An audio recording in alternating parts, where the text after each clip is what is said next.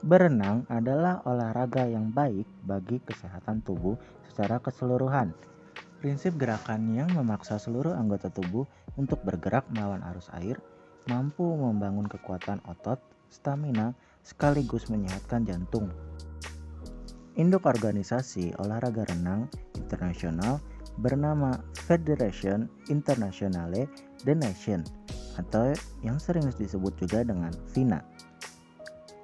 Kemudian, induk organisasi skala Indonesia disebut dengan PRSI atau yang disebut juga dengan Persatuan Renang Seluruh Indonesia.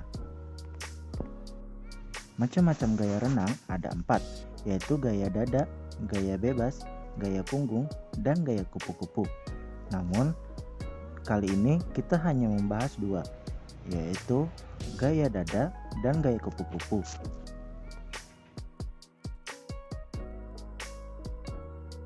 Renang gaya dada atau yang sering disebut juga sebagai gaya katak adalah salah satu gaya renang yang dilakukan dengan membuka kedua tangan dan kaki dalam ritme tertentu sehingga kekuatan bisa berkumpul di area dada dan mendorong tubuh ke depan saat berada di dalam air. Gaya renang yang satu ini termasuk yang paling populer dibanding yang lainnya.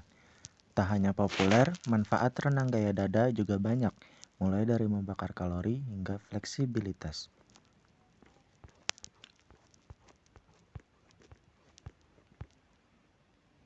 Bagaimana cara melakukan renang gaya dada? Berikut adalah teknik yang tepat untuk melakukan renang gaya dada. Yang pertama, di dalam air, posisi kepala sejajar dengan seluruh tubuh. Bahu, paha, dan kaki berada dalam satu garis horizontal lurus. Jaga paha tidak terlalu turun dalam air, bahu dan leher serileks mungkin. Yang kedua adalah gerakan tangan. Tak perlu menggerakkan tangan terlalu lebar karena dorongan datang dari gerakan kaki. Tangan bergerak menyamping hingga ke belakang seperti akan menyentuh dada bagian atas. Yang ketiga, gerakan kaki. Posisi lutut lebih lebar dari paha dan didorong ke belakang hingga kedua kaki lurus. Saat kedua kaki lurus, telapak kaki tetap aktif. Yang keempat, teknik pernapasan. Angkat kedua bahu untuk mengangkat wajah sehingga dapat mengambil napas.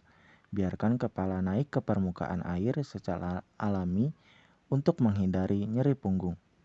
Yang terakhir, tarik nafas dari hidung dan buang dari mulut saat wajah masuk ke dalam air. Demikian adalah teknik gaya dada. Yang kedua ada gaya kupu-kupu atau yang disebut juga dengan butterfly stroke. Teknik gaya renang ini kerap disebut sebagai gerakan yang paling sulit karena membutuhkan koordinasi tubuh dan stamina yang prima.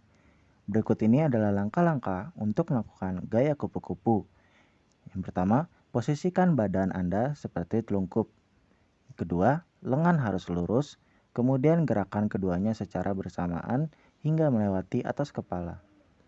Kaki juga digerakkan secara terus-menerus seperti gerakan ekor lumba-lumba. Tingginya tingkat kesulitan dalam salah satu dari macam-macam gaya dalam renang ini akan mengharuskan Anda untuk berlatih beberapa kali bersama instruktur. Tidak heran bila Anda baru akan dikatakan sebagai perenang yang sudah matang ketika sudah menguasai teknik kupu-kupu ini.